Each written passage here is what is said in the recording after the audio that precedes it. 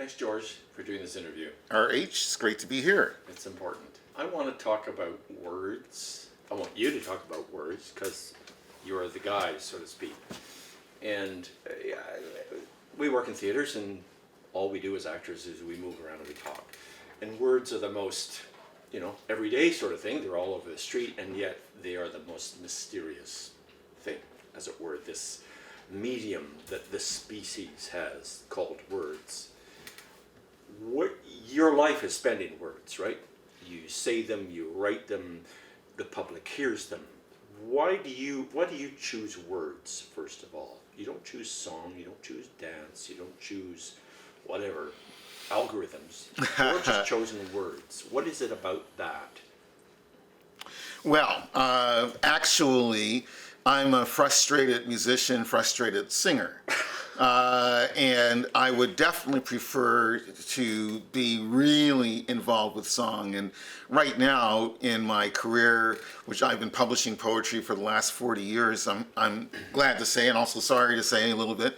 But now, at this point in my life, I'm becoming far more interested in working directly with musicians and songwriters, and I just did a CD. Just came out April 27th.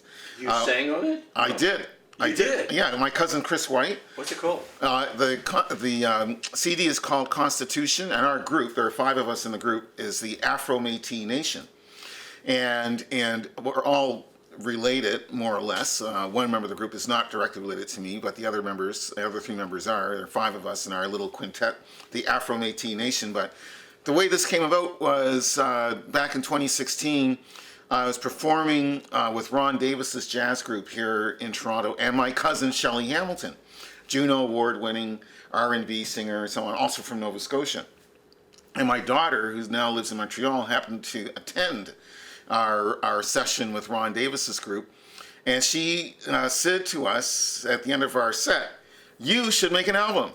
Now, I've been told that many, many times in my life, because a lot of people feel that I have a natural ability to recite poetry dramatically, or at least with some degree of resonance and some care for the language. And so often after my readings, I'm trying to sell books, people say, "I wish you had a CD because I'd buy the CD. I'm not so sure about buying the book, but I might buy the CD." And I thought, after many decades of hearing this, and then hearing my daughter say, "You should make an album," I thought, well, Shelley, let's make an album. Are you singing or speaking on it? I'm speaking mainly, but my cousin Chris White, who's part of our group and the founder of the Ottawa Folk Festival, I have to give him his props as well, also a cousin of mine, he loves to have people who don't sing. So he pushed me, encouraged me, and forced me to sing on this record, which I do twice, much to my own amazement. What do you sing? It's all original material, but I do my own version. I'd say I use my own words for a traditional hymn titled "Pass Me Not," which I've always loved since I first heard it in my early 20s. And it was recorded by a Black Baptist choir in Nova Scotia in 1977. And I believe Rosie Fraser does the lead vocal on "Pass Me Not," their version of it, which in my opinion is the very best version ever done of that hymn. I've always loved it, so I had to do my own version with my own words. And so that's what I do. In fact, that's the last track on the record. There are 18 tracks. That's the last one. But I also ended up singing a song that I wrote the lyrics for, Hymn to Portia White. It's Portia White, who was Canada's first internationally renowned black star. She was a singer. She was a contralto. And her stardom was really in the 1940s, during the war, and then directly afterwards, where she developed problems with her throat and had to retire from the concert stage. But she was nevertheless the first international Black Canadian star, and so I wrote a poem to honor her titled "Hymn." Where was Portia White from? She was from Truro, Nova Scotia. And she moved to New York, or she moved to Toronto, or she? Oh, she did move to New York, and she moved to Toronto.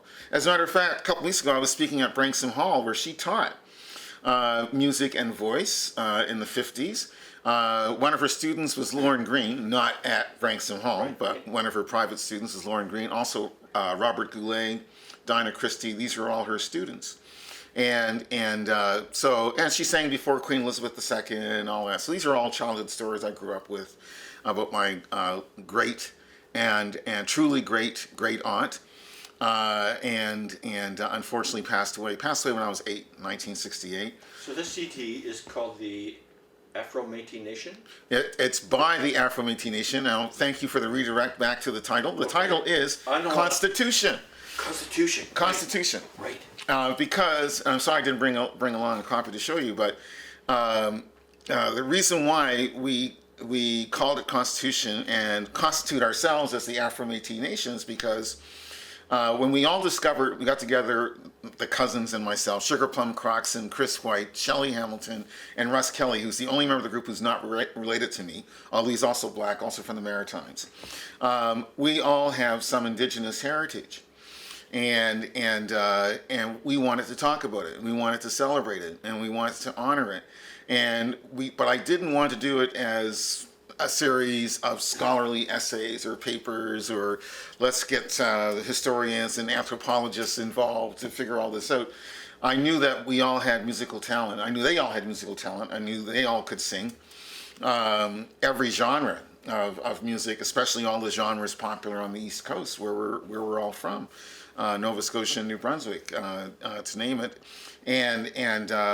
So I got together with them. We all got together and we thought, oh wow, we all have indigenous heritage. Well, let's do an album about that. And as a way to introduce our identity to our brother and sister Canadians, and also as a way to really put down on vinyl or whatever material it is that CDs are made out of, some form of hydrocarbons, and document our reality. Actually, you got bees now making wax cylinders because we want to do biodegradable here. Let's do that. Let's do that, okay.